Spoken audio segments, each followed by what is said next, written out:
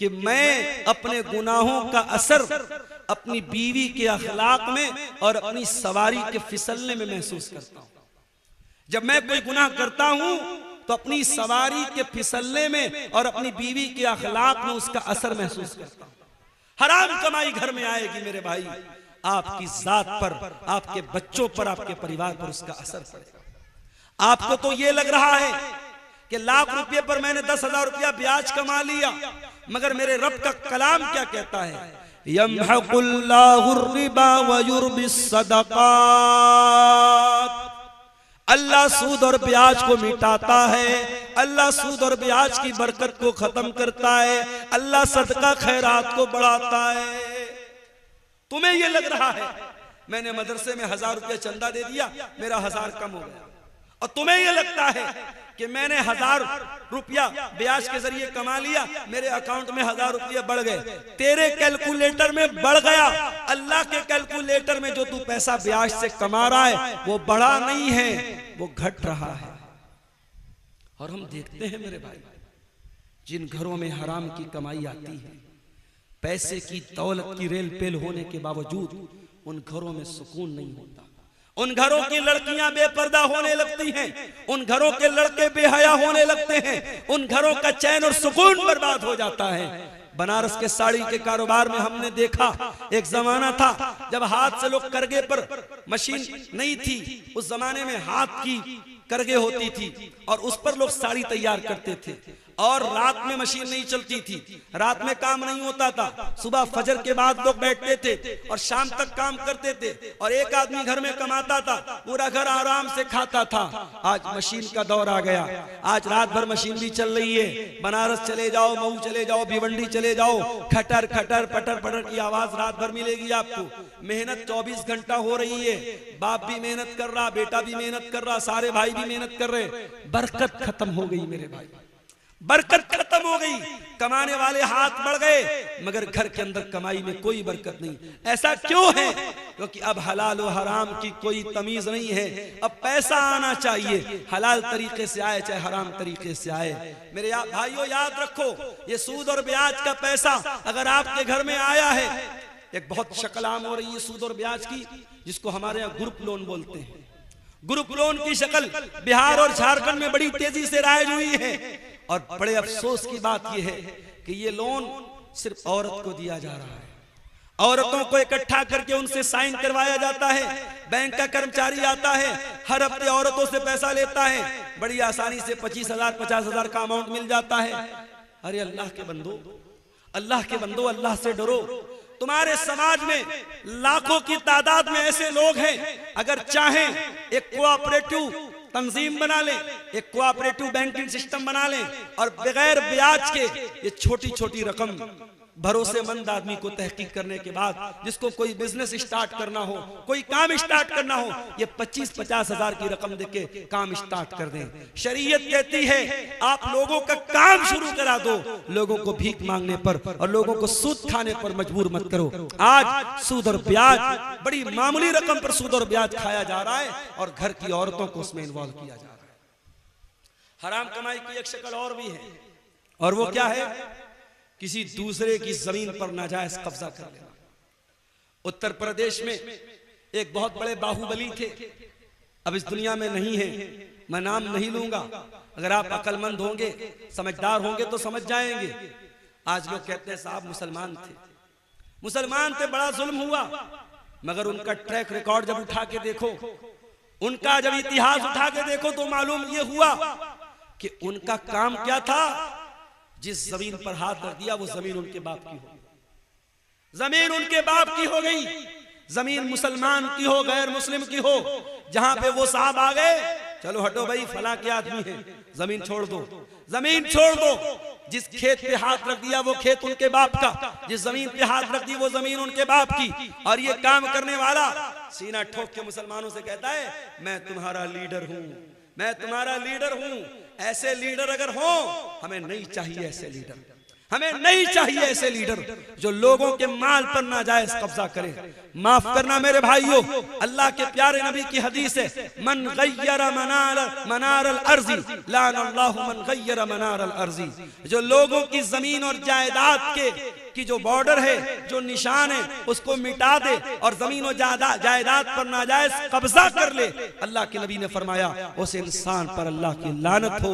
जमीन और जायदाद पर नाजायज कब्जा करके कहां जाओगे मेरे भाई? अगर एक बालिश, ये जो हमारे पंजे का जो नाप है ना, इसको उर्दू में बालिश बोलते हैं, पता नहीं आपके शेरशाबादी भाषा में क्या बोलते हैं, हमारे बनारस में इसको बित्ता बोलते हैं, बित्ता, यहाँ भी बित्ता बोलते हैं।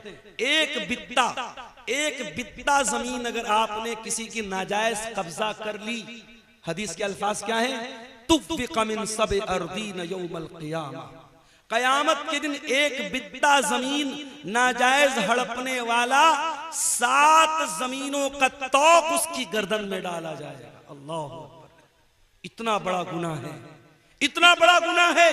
आज मुकदमे अदालतों में चले जाओ, मुसलमान अपने भाई की जमीन, बेटा अपने बाप की जमीन, भाई अपनी बहन की जमीन पर नाजायज कब्जा करके बैठा है।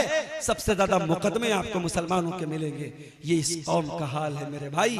अल्लाह हम सबकी हिफाजत फरमाए। और आगे बढ़िए, हराम कमाई का एक और रास्ता हम इस समाज में देखते हैं, और वो क्या है? वो है साहब सूदी रकम हम खा तो नहीं रहे, मगर सूदी रकम खिला रहे हैं। मोबाइल ले लिया फट से हमने, EMI पर, लोन पर ले लिया हमने, क्रेडिट कार्ड पर ले लिया हमने, और जब ले लिया तब उलमा से आके धीरे से पूछते, मौलाना साहब ये किस्तों पर मोबाइल लेना कैसा है? अरे तू जो मोबाइल लेके आया किस पर लिया? किस्त पर लिया ना, तो लेने के पहले मसला पूछना चाहिए था कि लेने के बाद पूछना चाहिए। किस्त के ऊपर गाड़ी लेना कैसा है, किस्त के ऊपर मोबाइल लेना कैसा? कान खोल करके सुन लो, किस्त पर कोई सामान लेना जायज है, नाजायज नहीं है, मगर उसमें कंडीशन क्या है? कंडीशन ये है कि जो सामान बेचने वाला है उससे आपको लेना है। यहां जब आप मोबाइल किस्त पर लेते तो मोबाइल की कंपनी से या दुकानदार से नहीं लेते, आप बैंक से लेते हैं। आप बजाज का कार्ड इस्तेमाल करते हैं, Bajaj company, Bajaj finance company आपको फाइनेंस करा रही है। आप बाइक लोन पे ले रहे हैं, ICI आपको लोन दे रही है, HDFC आपको लोन दे रही है, हीरो की या होंडा की कंपनी आपको लोन नहीं दे रही। पहली बात तो ये समझ लीजिए, जिसका सामान है उससे आप किस्त पर लेंगे, थर्ड पर्सन से नहीं लेंगे। और अगर थर्ड पर्सन से ले रहे हैं तो इसका मतलब आप उससे पैसा उधार ले रहे हैं, सामान नहीं खरीद रहे, पैसा उधार ले रहे हैं। और पैसा अगर उधार ले रहे हैं तो शरीयत का एक कानून याद रखो कि हम उधार पैसा किसी से भी अगर लेंगे या देंगे, उधार पैसे के ऊपर कोई प्रॉफिट कमाना जायज नहीं है। मैंने आपको 1 लाख रुपया दिया, 1 लाख रुपया आपको जब मैंने दिया तो आपने अपना मोबाइल हमको दे दिया। अब ये मोबाइल मैं यूज कर रहा हूं, मोबाइल आपका बस यूज कर रहा हूं, बेच नहीं रहा हूं, यूज कर रहा हूं। 1 महीने के बाद आप आए और आपने कहा कि मौलवी साहब आप 1 लाख रुपया वापस ले लीजिए और मोबाइल मुझको दे दीजिए। मैंने 1 लाख रुपया वापस ले लिया, मोबाइल आपको दे दिया। हमें क्या लग रहा है साहब, ये तो जायज है। उसने हमको पैसा दिया, हमने पैसा दिया था, उसने बदले में मोबाइल दिया था। उस मोबाइल को हम गारंटी के तौर पर तो ले सकते हैं, लेकिन उस मोबाइल को अगर हम यूज कर रहे हैं तो ये ब्याज हो जाएगा मेरा। इतना खतरनाक मामला है। शरीयत कहती है कि आप किसी को कर्जा दे रहे हैं तो कर्जा एहसान करने के लिए होता है, कर्जा कमाने के लिए। कमाना है तो बिजनेस करो, पार्टनरशिप करो। अगर किसी को उधार दे रहे हो, उधार पर 1 पैसा 1 रुपया भी मुनाफा नहीं कमा सकते। हाँ, मैंने आपको 1 लाख रुपया दिया, कुछ तय नहीं किया मैंने। आप जब पैसा मुझको देने आए, आपने अपनी खुशी से कहा मौलाना साहब आप मेरे काम आए थे, आपने मेरे बड़े मौके से मेरी मदद की थी, मैं अपनी खुशी से ये 1 किलो मिठाई लेके आया। 1 किलो मिठाई लेके आया हूं, वो दिवाली वाली मिठाई नहीं होनी चाहिए, वो अलग से खरीदा हो। 1 किलो मिठाई लेके आए बगैर मांगे, तो ये ब्याज में नहीं शामिल होगी, बल्कि ये अल्लाह के रसूल का तरीका था कि जब आप किसी से कर्ज लेते थे तो वापसी के टाइम कुछ बढ़ा के दे देते थे। ये बढ़ा के देना ये इंसानियत का और हुस्न अखलाक का तकाजा है, ये ब्याज नहीं है। लेकिन उधार में कोई किस्म का प्रॉफिट पहले से तय कर लेना और वो प्रॉफिट देना या लेना ये हराम है। और आप जब फाइनेंस पर मोबाइल लेते हैं तो 2%, 3%, 4%, 12% कुछ ना कुछ आप उसमें ब्याज देते हैं और कुछ नहीं देते। तो कम से कम अगर EMI आपने टाइम से पेमेंट नहीं किया, महीने की 1 तारीख को EMI का टाइम आया, आपने पेमेंट नहीं किया, तो पहली बात तो मोबाइल बंद हो जाएगा। मोबाइल का सिस्टम है वो लॉक रहता है, मोबाइल फौरन बंद हो जाएगा। और उसके बाद 2 दिन बाद आप जब पेमेंट करेंगे, अगर हर महीने 2000 दे रहे हैं तो 100 रुपया बढ़ा के देना पड़ेगा।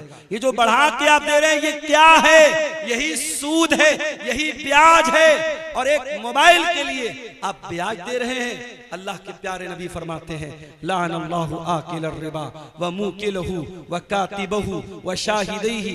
आपने फरमाया सूद खाने वाला, सूद खिलाने वाला, सूद लिखने वाला, सूद की गवाही देने वाला, सब पर अल्लाह की लानत। और आपने फरमाया सब बराबर हैं, हम सवा, सब बराबर हैं।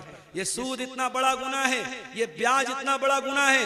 अल्लाह के नबी फरमाते हैं, मुस्तदरक अल हाकिम की हसन दर्जे की रिवायत है, अर्रिबा सलासु व सबऊन बाबा, कि सूद के 70 से ज्यादा दरवाजे हैं, सूद के 70 से ज्यादा दर्जे हैं। ऐसरुहा अयन की हर रजुल उम्महु, और उसमें सबसे हल्का दर्जा ये है, इंसान अपनी सगी माँ के साथ जिना करे, अपनी सगी माँ के साथ जिना करे। कौन तसव्वुर नहीं कर सकता इंसान अपनी सगी माँ के साथ जिना, तो बड़ी दूर की बात है, उसको गलत नजर से देख भी नहीं सकता इंसान।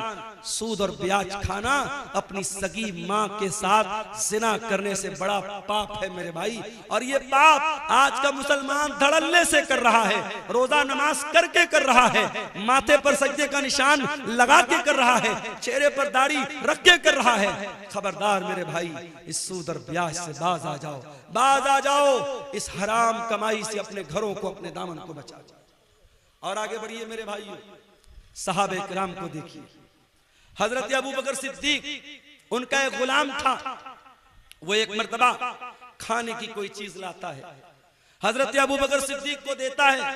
हजरत अबू बकर मुंह में डाल लेते हैं। वो कहता है, अबू बकर क्या आपको मालूम है ये मिठाई जो मैंने आपको खिलाई ये कैसी थी?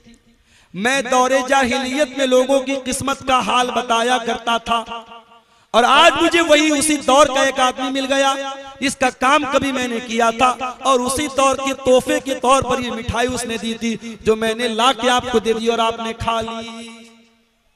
हजरत अबू बकर को जैसे ही अंदाजा हुआ कि ये कमाई हराम की है, उन्होंने फौरन अपने मुंह में हाथ डाला और उस मिठाई को, उस मीठी चीज को अपने हलक के नीचे उतरने न दिया, उल्टी करके कह करके बाहर निकाल दिया। ये सहाबे किराम थे। और यही नहीं, हमारे प्यारे नबी सल्लल्लाहु अलैहि वसल्लम अपने घर वालों को भी हलाल व हराम की बड़ी सख्ती से तालीम देते थे। आपके नवासे हजरत हसन रजी अल्लाह तआला अन्हु 5 साल के बच्चे हैं और मस्जिद के अंदर खेल रहे थे।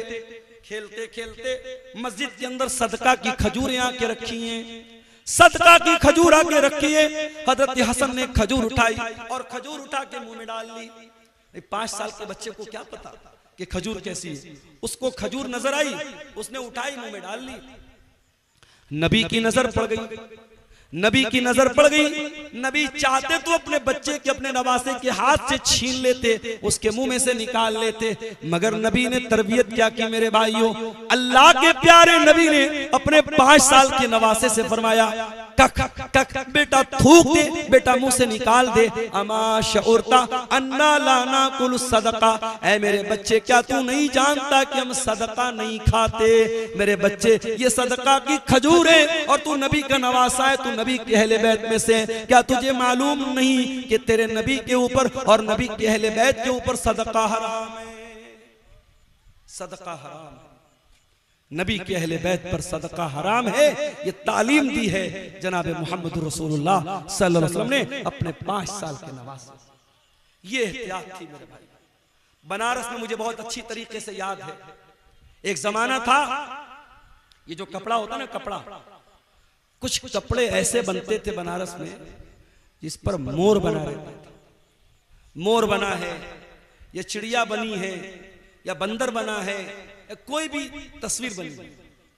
उलमा का फतवा था कि कपड़े पर अगर फिगर बना है, उस फिगर वाले कपड़े की कमाई सही नहीं है।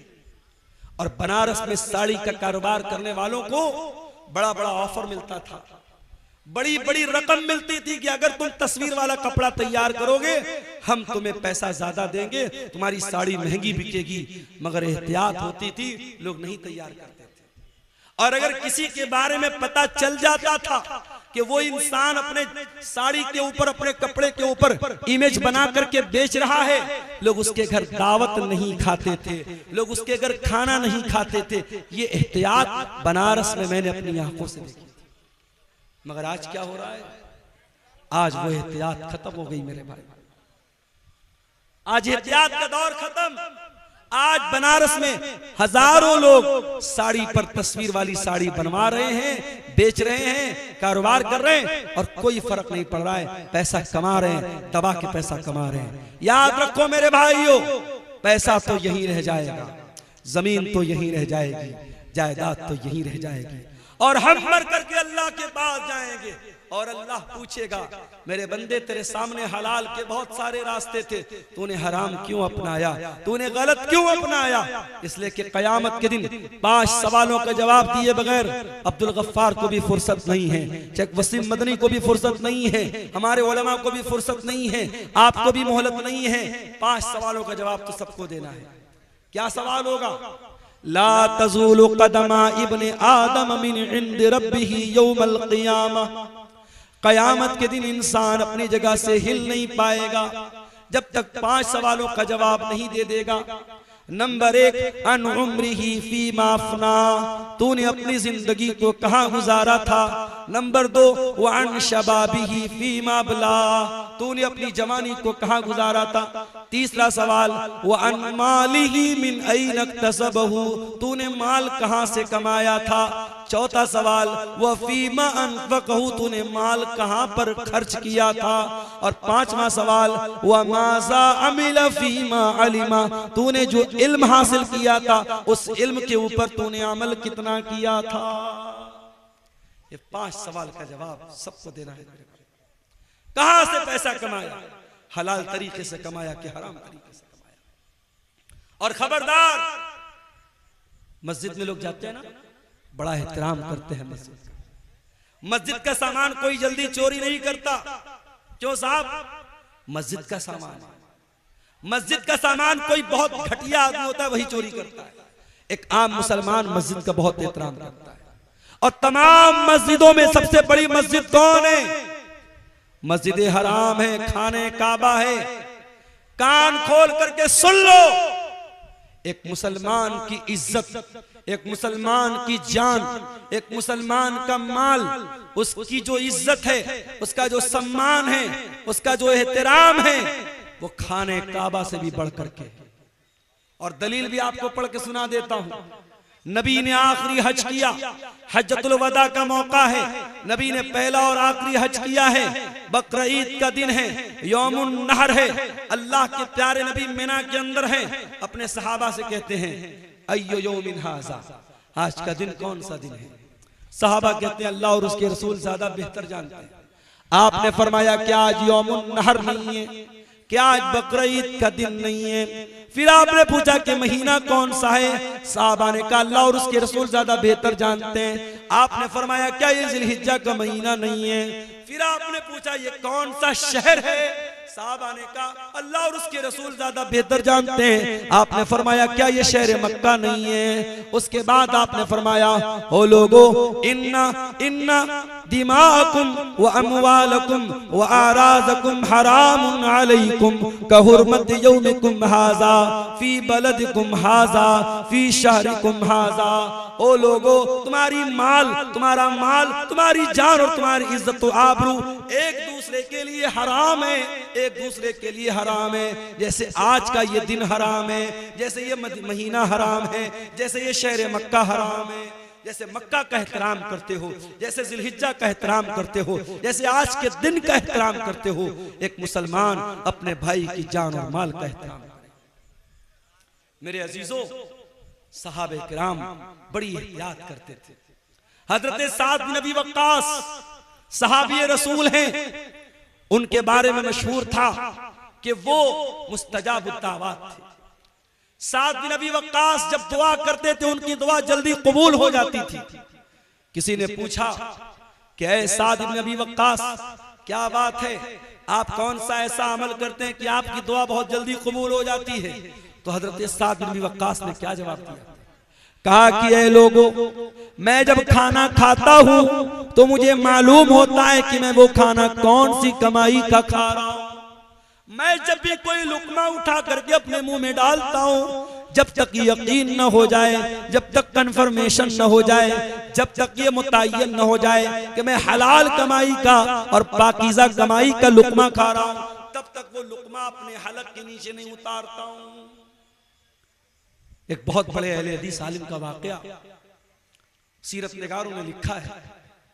गालिबन अगर मेरी याददाश्त धोखा नहीं खा रही है, गालिबन ये मौलाना अब्दुल्ला गाजीपुरी का वाकया है। अब्दुल्ला गाजीपुरी रहमतुल्लाह अलैह बहुत बड़े अहले हदीस आलिम थे। उनको कहीं सफर पे जाना था, ट्रेन का टाइम हो गया, ट्रेन का टाइम हो गया, स्टेशन पर पहुंचे, इतना टाइम नहीं था कि टिकट खरीद सकते और सामने ट्रेन छूट रही थी।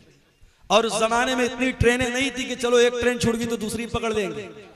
मौलाना अब्दुल्ला गाजीपुरी साहब ने जल्दी से ट्रेन पकड़ी, ट्रेन पर सवार हो गए, मगर दिल ही दिल में ये एहसास हो रहा था मैंने टिकट नहीं खरीदा है, ये रेलवे की चोरी है, ये सरकार की चोरी है। जब मौलाना अब्दुल्ला गाजीपुरी की मंजिल आ गई, जब उन्होंने अपनी मंजिल पर वो उतर गए, तो जिस स्टेशन से वो वहां तक आए थे उस स्टेशन तक का उन्होंने टिकट खरीदा। हालांकि कोई टीटी नहीं था, कोई चेक करने वाला नहीं था, कोई टिकट को चेक करने वाला, कोई पकड़ने वाला नहीं था। कभी कभी ऐसा होता है, मैं बनारस से अभी पिछले हफ्ते की बात, एक प्रोग्राम था मेरा अररिया में। अब बनारस से मैं चला, इत्तेफाक से त्योहार का दिन था, ट्रेन पे रश बहुत था और पहले से मैंने रिजर्वेशन नहीं कराया था। अब उसके बाद जब मैं ट्रेन पे लोकल टिकट लेकर के, जनरल टिकट लेके जब मैं चढ़ा था, मैंने सोचा टीटी मिलेगा, उससे बात करूंगा और टिकट कटवा करके एसी में कहीं जगह मिल जाएगी तो एसी बैठ जाऊंगा। अब साहब रश इतना था कि ट्रेन में कहीं बैठने की जगह नहीं थी, टीटी का दूर दूर तक पता भी नहीं था। अब आपको मैं बताऊं कि बनारस से पटना तक तकरीबन 5 घंटे मैंने एसी जो बोगी होती है उसका जो बाथरूम होता है, बाथरूम के पास खड़े होकर के बैग मेरे पीठ पर लदा हुआ था, बैग लादे हुए 5 घंटे खड़े होकर के मैंने वो सफर किया। उसके बाद जब बीच में टीटी आया, टीटी ने कहा मुल्ला जी कहां जा रहे हो? मैंने कहा सर पटना जा रहा हूं, कोई सीट दे दीजिए, पैसा मैं दे दूंगा। कहा नहीं मुल्ला जी कोई सीट नहीं है, लेकिन आप एसी की बोगी के अंदर खड़े हैं, आपको फाइन कटवाना पड़ेगा। मैंने कहा सर मैं अंदर कहां खड़ा हूं, बाथरूम के पास खड़ा होकर के जा रहा हूं, टिकट तो है मेरे पास। कहा कि आप चूंकि एसी बोगी में चढ़े हैं आपको फाइन देना पड़ेगा। मैंने कहा जनरल में जाने लायक हालात नहीं है।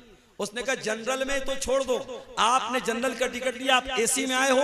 उसने 1000 रुपया फाइन भी काटी और 5 घंटे का सफर मैंने खड़े होकर के गुजारा। आज हालात ये है, जब रश का टाइम होता है टिकट जल्दी नहीं मिलता है। मौलाना अब्दुल्ला गाजीपुरी उस दौर में वो टिकट बगैर खरीदे वापस जा सकते थे, मगर उनकी एहतियात देखो मेरे भाई, उनका तकवा देखो। वो जिस स्टेशन से आए थे उस स्टेशन तक का उन्होंने टिकट खरीदा और वही टिकट खरीद करके उसको फाड़ दिया। उनके साथियों ने पूछा मौलाना ये क्या किया आपने?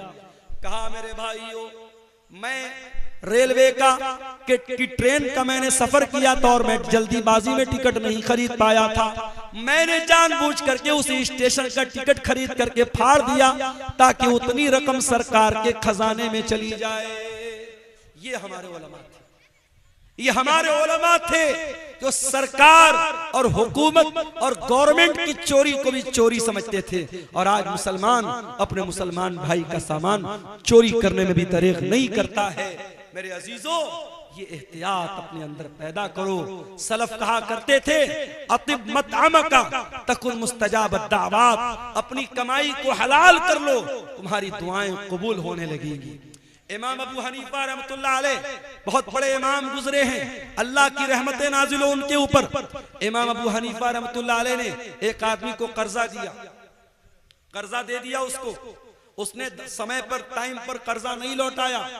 इमाम अबू हनीफा रहमतुल्लाह अलैह उस आदमी के दरवाजे पर गए। गर्मी का मौसम था, धूप निकली हुई थी और इमाम अबू हनीफा दरवाजे के पास खड़े हैं। दरवाजा खुलता है और उस इंसान के मकान के अंदर एक बहुत बड़ा पेड़ है, एक बहुत बड़ा दरख्त है। वो इंसान रिक्वेस्ट करता है, इमाम साहब आप ठीक है पैसा लेने आए हैं, कर्जा लेने आए हैं, लेकिन इमाम साहब गर्मी का मौसम है, धूप बहुत तेज निकली है, आप मेरे दरवाजे के अंदर चले आए और इस पेड़ की छाया में आप आ जाएं, इस पेड़ की छांव में आ जाएं। आपको गर्मी लग रही है, धूप लग रही है, आप इतने बड़े आलिम में हमसे देखा नहीं जाता है, आपको शोभा नहीं देता है।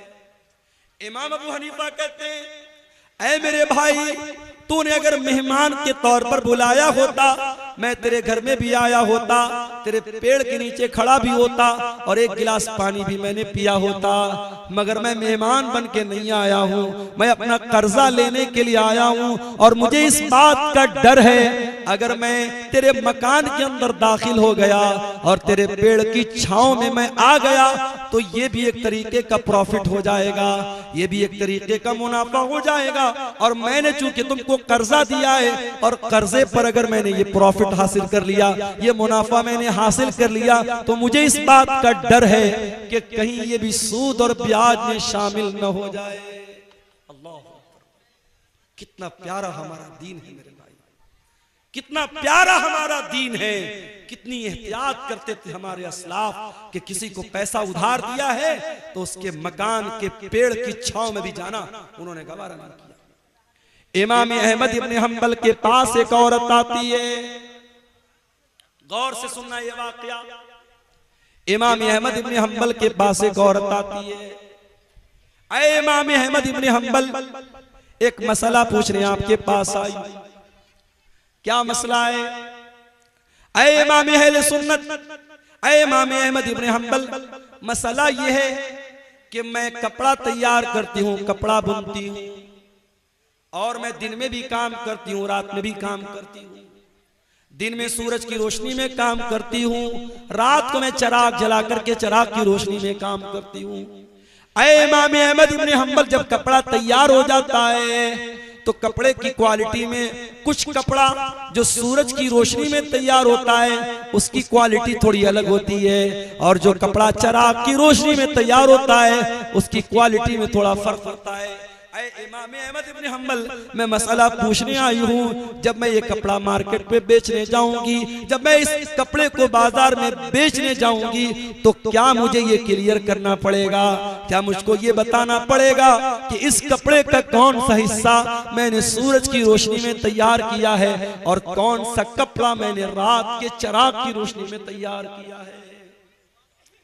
इमाम अहमद इब्न हंबल हैरान हो गए, कहा कि है मेरी बहन, मसला मैं बाद में बताऊंगा, पहले मैं ये जानना चाहता हूं, इतनी अल्लाह वाली, इतनी तकवा वाली तू औरत है कौन जो आ करके ये मसला पूछ रही है कि कपड़ा अगर सूरज की रोशनी में तैयार हुआ है और चिराग की रोशनी में तैयार हुआ है तो क्या कस्टमर को ये बताना पड़ेगा कि कौन सा कपड़ा सूरज की रोशनी में तैयार हुआ है और कौन सा कपड़ा चिराग की रोशनी में तैयार हुआ है। ऐ मेरी बहन, मैं जानना चाहता हूँ तेरा घराना कौन सा है, तेरा खानदान कौन सा है, तो कौन से खानदान से ताल्लुक रखती है।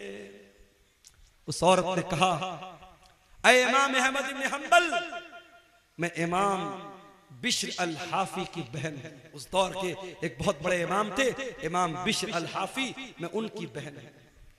हजरत इमाम अहमद इब्न हंबल ने कहा, वल्लाह मैंने बहुत तारीफ सुनी थी बिश्र अल हाफी की, आज देख लिया कि उनके घराने के अंदर कितनी दीनदारी है, कितना तकवा है, कितना अल्लाह का डर है, कितनी एहतियात है कि आज उनकी बहन आकर के मुझसे मसला पूछ रही है। मेरे प्यारे साथियों, एहतियात इसको कहते हैं, हलाल और हराम की चिंता इसको कहते हैं। आज तो हमारा मिजाज ये बन चुका है, बस पैसा आना चाहिए चाहे जैसे आ जाए, और यही वजह है आज रिश्तों की बरकत मेरे प्यारे साथियों।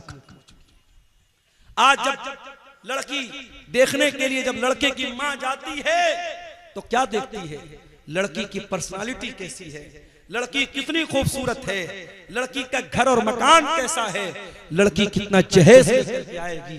काश हमने लड़की के घर वालों का तकवा देखा होता, लड़के की दीनदारी देखी होती और मुत्तकी और परहेजगार लड़की को बहू बना के घर में लाते तो शायद आज हालात वो न होते जो आज अपनी आंखों से हम और आप देख रहे हैं। हजरत उमर फारूक का वो वाकया याद कीजिए। हजरत उमर फारूक अपने दौर में गश्त पर निकले, एक मकान के पास से गुजरते एक लड़की की आवाज आ रही है। लड़की की माँ अपनी लड़की से कह रही है, बेटी दूध में उठ करके पानी मिला दे, सुबह हम दूध का कारोबार करने जाएंगे, दूध बेचने जाएंगे, रात बहुत हो चुकी है, तू जल्दी से दूध में पानी मिला दे। लड़की कहती है, अरे अम्मी जान, क्या आपको पता नहीं है अमीरुल मोमिनीन का ऑर्डर आया है, हजरत उमर का हुक्म आया है, दूध में पानी मिलाना जुर्म है, दूध में पानी मिलाना अपराध है, हमें मार्केट में शुद्ध दूध बेचना है, हमें प्योर दूध बेचना है, हमें खालिस दूध बेचना है, हमें दूध में कोई मिलावट नहीं करनी है। माँ ने कहा, बेटी यहाँ कौन सा उमर हमको देख रहा है, या कौन सा उमर देख रहा है, रात का सन्नाटा है, रात का टाइम है, अंधेरा है, ऐ मेरी बच्ची तू जाके दूध में पानी मिला दे, उमर को पता भी नहीं होगा कि हम क्या कर रहे हैं। बेटी ने कहा, मेरी प्यारी अम्मी जान, ठीक है हजरत उमर फारूक हमको नहीं देख पा रहे हैं, उनको पता भी न चलेगा, फ़इन्न रब्ब उमर यराना, अगर उमर हमको नहीं देख रहे हैं, ऐ अम्मी जान उमर का रब तो हमको देख रहा है। ऐ मेरी प्यारी माँ, अमीरुल मोमिनीन नहीं देख पा रहे हैं, लेकिन रब्बुल आलमीन तो देख रहा है, अल्लाह तो देख रहा है, अल्लाह को क्या जवाब देंगे? ऐ मेरी प्यारी माँ, तो इस सवाल का जवाब दे दे, मैं दूध में पानी मिलाना मैं दूध में पानी मिलाने के लिए तैयार हो जाऊंगा। जब बेटी ने ये जवाब दिया, माँ खामोश हो गई।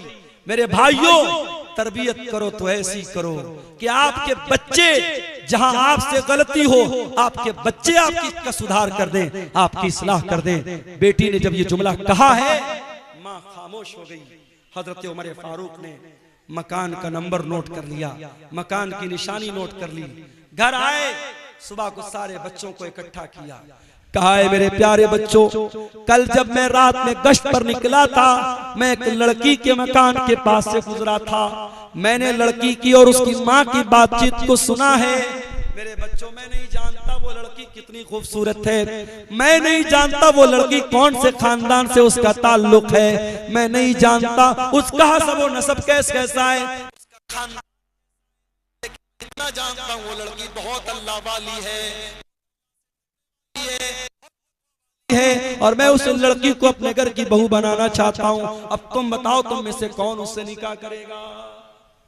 अल्लाह, लड़की की शक्ल भी नहीं देखा है, लड़की का खानदान भी नहीं देखा है, लड़की का दीन देखा है, और हजरत उमर बहू बनाने को तैयार हैं। और बेटे भी ऐसे हैं, एक बेटा आगे बढ़ता है, उसका नाम आसिम था, आसिम बिन उमर। उसने कहा, अब्बा जान मैं शादी कर लूंगा उस लड़की के साथ, आप मेरा निकाह करा दीजिए। हजरत उमर ने उस लड़की को बहू बनाया और दुनिया की तारीख ने, दुनिया की नजरों ने देखा, उसी लड़की की नस्ल से आगे चल करके एक इंसान पैदा होता है जिसको दुनिया उमर बिन अब्दुल अजीज के नाम से जानती है, जिसको दुनिया उमर सानी के नाम से जानती है। मेरे प्यारे साथियों, जब माएँ मुत्तकी होंगी, जब माएँ दीनदार होंगी, जब बाप दीनदार होंगे, तो फिर उनसे पैदा होने वाली औलाद के बारे में आप उम्मीद कर सकते हैं कि वो भी दीनदार होगी। जब माँ और बाप के अंदर हलाल और हराम का फर्क नहीं होगा, जब माँ को इस बात की चिंता नहीं है कि घर में जो पैसा आ रहा है वो हलाल का आ रहा है या हराम का आ रहा है, जब बाप पैसा कमाने के पीछे अंधा बन चुका है और हर तरीके का अल्लम गल्लम, सूद, ब्याज, रिश्वत, हराम का पैसा घर में आ रहा है, और उस पैसे से जब अपने बच्चों की परवरिश करेंगे, अल्लाह के नबी क्या फरमाते हैं कि जिस जिस्म की परवरिश हराम कमाई से होगी, फन्नारु औला बिही, वो जिस्म जहन्नम की आग पे कयामत के दिन जहन्नम की आग में डाला जाएगा। मेरे अजीजों, अपने बच्चों को हराम कमाई से बचाओ, अपने बच्चों को हलाल कमाई खिलाओ, अपने बच्चों के बदन में हलाल कमाई का खून दौड़ाओ। हमारे नबी ने सारी जिंदगी हलाल और पाकीज़ा चीजों को खाने की तालीम दी है। हमारे नबी के दुनिया में आने का एक मकसद ये भी था, वयज़अनु इस्रहुम वलगलाल लती कानत अलैहिम। मेरा नबी हलाल चीजों को तुम्हारे लिए, पाकीज़ा चीजों को तुम्हारे लिए हलाल करने आए थे। मेरे नबी नापाक चीजों को तुम्हारे लिए हराम करने आए थे। और मेरे नबी तुम्हारे कंधे के ऊपर, तुम्हारे ऊपर जो जंजीरें थी, जो बेड़ियां थी, उन बेड़ियों से तुमको आजाद करने के लिए दुनिया में आए थे। नबी आए थे इसीलिए ताकि हराम चीजों की बेड़ियों और जंजीरों से हमें आजाद कर दें। मेरे भाइयों, हराम कमाई की इन जंजीरों से अपने दामन को बचा लो। आज वल्लाह हमारे घरों के सुकून को ये हराम कमाई बर्बाद कर रही है। और मैं फिर से कहता हूं, हर हराम का एक हलाल अल्टरनेट शरीयत में मौजूद है। आप सूद और ब्याज अगर हराम है तो आप ये मत समझिए कि मौलवी साहब अगर सूद हराम है तो हमारे पास पैसा है तो हम क्या करें। मैंने उसका हलाल अल्टरनेट आपको बताया। आप मुजारबत कीजिए, आप पार्टनरशिप पर कारोबार कीजिए, हलाल तरीके से बिजनेस कीजिए। अगर आप सूद पर कर्जा का लेन देन नहीं करते हैं, बगैर सूद के आप कर्जे का लेन देन कीजिए। आज बहुत सारे शहरों में इस्लामी बैतुल माल कायम है और बहुत सारे लोग मिल करके उसमें ताउन करते हैं। और छोटे छोटे अमाउंट, जो गरीब लोग होते हैं, जो मिडिल क्लास के लोग होते हैं, जिनको छोटा मोटा काम करने के लिए पैसे की जरूरत पड़ती है, उनको सूद और ब्याज से बचाने का ये काम आप कर सकते हैं। और याद रखो मेरे भाइयों, ये बड़े बड़े जलसे कराने से बड़ा काम है। सीमांचल के इस इलाके में जिस तेजी से सूद और ब्याज का पंजा, सूद और ब्याज अपना पंजा गाड़ रहा है, इस माहौल में हमें और आपको ये काम करने की जरूरत है। और मैं जानता हूं, सीमांचल के मैं उन इलाकों में भी गया हूं। अररिया के इलाके में मैं गया, पटना से बाई कार में गया था। 7 घंटे मुझको लगे थे। इतना खराब रास्ता था, टेढ़ा मेढ़ा पुल था। पुल जब खत्म हुआ, जब गांव आया तो गांव जाने के लिए एक बड़ा मामूली सा पुल बना हुआ था जिस पर सिर्फ पैदल या बाइक से जा सकते थे। 4 व्हीलर को इस पार हम लोगों ने रोका। बड़ी मुश्किल से सफर तय करके वहां हम पहुंचे थे। बड़े पिछड़े हुए इलाके भी हैं, कुछ सरकारों की भी मेहरबानी है, रास्तों का बड़ा मामला खराब है।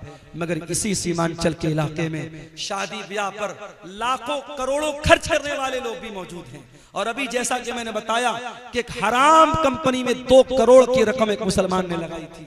अगर हम हराम चीजों में 2-2 करोड़ रुपया लगा सकते हैं तो मेरे भाई एक ऐसी चीज, एक तंजीम आप बना लें, एक बैतुल माल आप बना लें और समाज के ज्यादा नहीं 100 लोग मिल करके अगर 1000-1000 रुपया भी इकट्ठा करके उसमें इन्वेस्ट करें, 1 लाख रुपया उन्होंने उसमें डाल दिया, 100 लोगों ने मिल करके 1000-1000 डाला, 1 लाख रुपया आ गया। अब इस 1 लाख का आपको क्या इस्तेमाल करना है? कोई भी गरीब आदमी जिसको 10,000 5,000 रुपए की जरूरत है, आप पहले वेरीफाई कर लें, तहकीक कर लें, उस इंसान के कुछ पेपर वगैरह ले लें ताकि वो बेईमानी ना कर सके और बगैर ब्याज के उसको पैसा दें। ये काम आप अगर करें, वल्लाह बता रहा हूं, बहुत सारे घरों में ये जो ग्रुप लोन है, ये जो बंधन लोन है और ये छोटे छोटे अमाउंट जो लोन पर लिए जा रहे हैं और हमारे मुसलमानों के गरीब घरों को सूद और ब्याज की चक्की में पीसा जा रहा है, ये लानत मेरे भाइयों खत्म हो सकती है। बस कदम आगे बढ़ाने की देर है। मैं इसी कटिहार के इलाके में गांव से, गांव के लोगों ने मुझे बताया कि वहां मस्जिद और ईदगाह बनाने की बात आई। गांव के लोगों ने बहुत छोटा अमाउंट, शायद 100 रुपया या कितना 10 रुपया शायद बता रहे थे कि एक परिवार में जितने लोग हैं हर आदमी की तरफ से 10 रुपया देना है।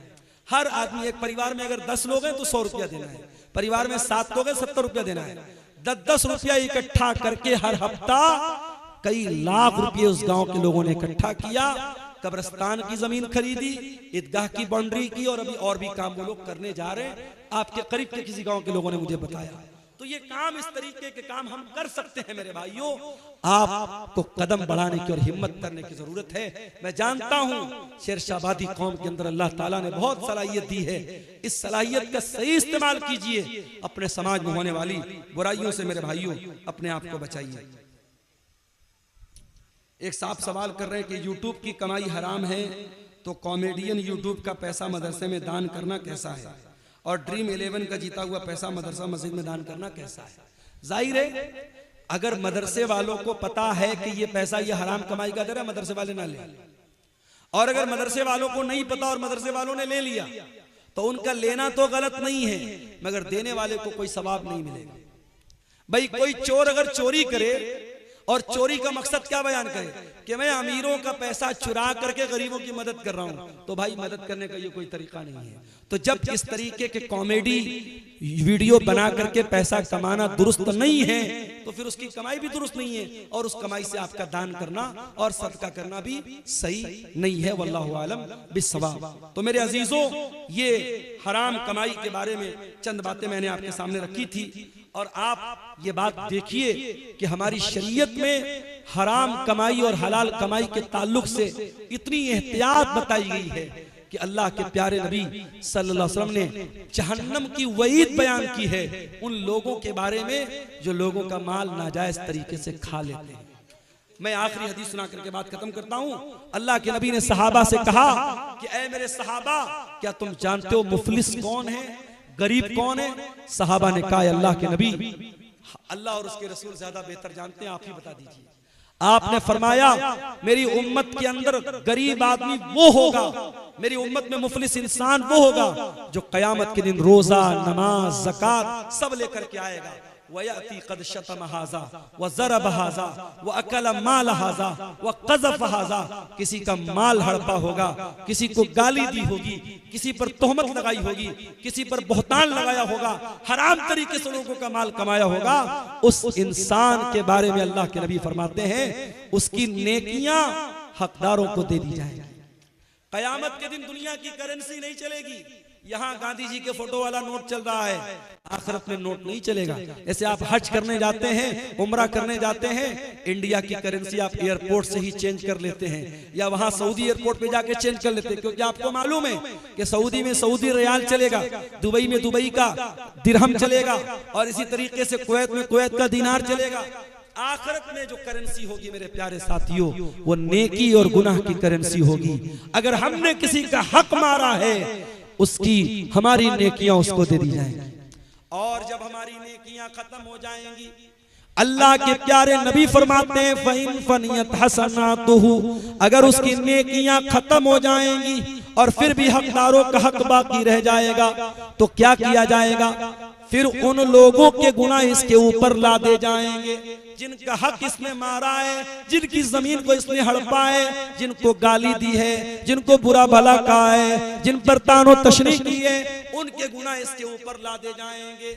और वो इंसान जो दुनिया से नेकी का पहाड़ लेके आया था, अब गुनाहों के बोझ के नीचे दबा होगा, और सुम्मा तुरिहा फिन्नार, फिर उसको जहन्नम के अंदर फेंक दिया जाएगा और डाल दिया जाएगा।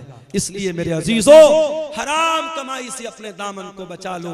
मैं फिर से वही आयत पढ़ रहा हूँ जो खुतबे मसनूना के बाद मैंने पढ़ी थी, या अय्युहल लज़ीना आमनू कुलू मिम्मा फिल अर्ज़ि हलालन तय्यबा, ऐ ईमान वालो, जमीन में जो हलाल चीजें हैं, जो पाक चीजें हैं, उनको खाओ और अल्लाह का शुक्र अदा करो। अगर तुम अल्लाह की इबादत करते हो, हलाल और हराम कमाई के ताल्लुक से ये चंद बातें आपके सामने रखी गई हैं। हम रब्बुल आलमीन से दुआ करते हैं, इलाही आलमीन